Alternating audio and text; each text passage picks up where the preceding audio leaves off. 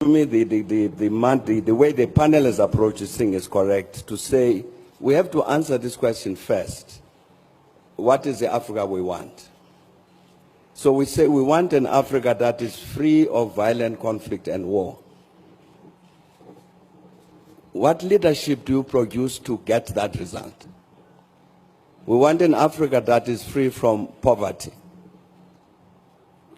What kind of leadership do you need to create to end that poverty? We want an Africa that is free of, that is driven by women's emancipation. Where is this leadership? How do you create it? We want an Africa that is free of corruption. How do you produce this leadership that is not corrupt? Now, these are the questions I took to answer these practical things that President Kagame was talking about. And it's not an easy question to answer. But I think critically, and we were discussing this thing yesterday, critically, we need a critical self-assessment of ourselves as Africans. To say, as President Kagame was saying, we've been discussing this thing about the quality of leadership, challenges we face for a very long time. But when have we sat down to say, now let us assess, no, you Thabo Mbeki, were president of South Africa for so long.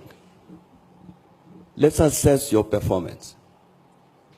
Did you provide this kind of leadership that is suitable for this Africa that we want?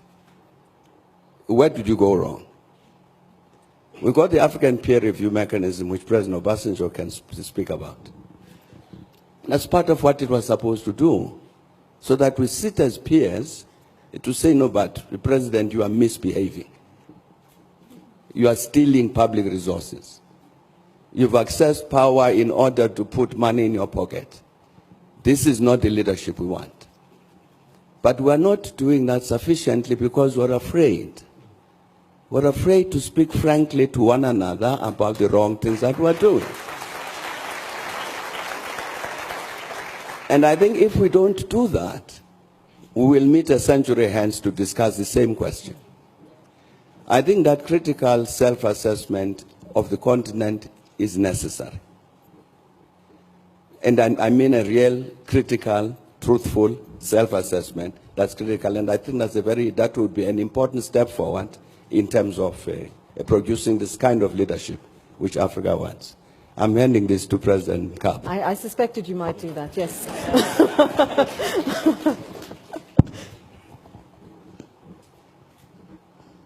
What a cruel gesture, Thabo.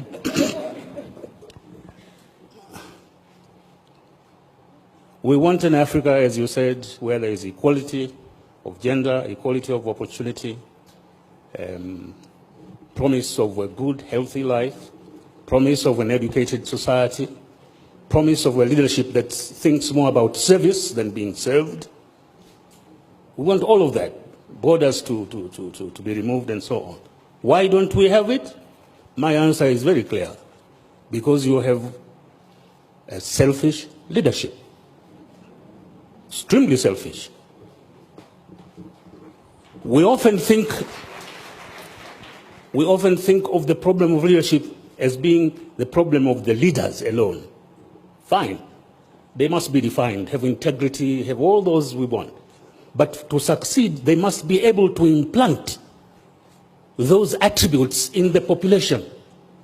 Their political parties must be organized in such a way that they reflect those values and embody those aspirations in their political interaction. If they don't, you have trouble.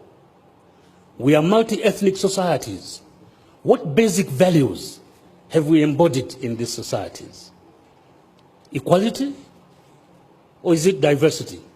How do you convert diversity into strength rather than diversity as a cause for war and internecine fighting? Can it be done? It can be done. It's been done in centuries before, in Europe and elsewhere. Why can't it be done in Africa? But we don't have the will because we are selfish. We are concerned of the here and now in the seat I am in. That's wrong. We have, it's ironical that you have a continent with the best natural resources of any others as of today. But they are being exploited for the sustenance of those who enslaved us and continue exploiting us rather than being exploited for our own emancipation. Why? Because you have a leadership that does not recognize the degree of present-day enslavement, economic enslavement, and the necessity for emancipation. It's ironical. We talk about development, but we don't stop in time to define what development in our kind of situation is. One of the greatest reasons of admiration for this country, for instance, is the fact that you have here a universal system of health and education delivery. Now that is development. Rwanda is more developed than any of these Western countries in this regard, where you have assured health and education delivery. So we really must rethink where we are, why we are, what we can be, and how we can. I agree, women, youth, and all those things. But internally, the fault is in us, dear Brutus, not in our stars. Thank you.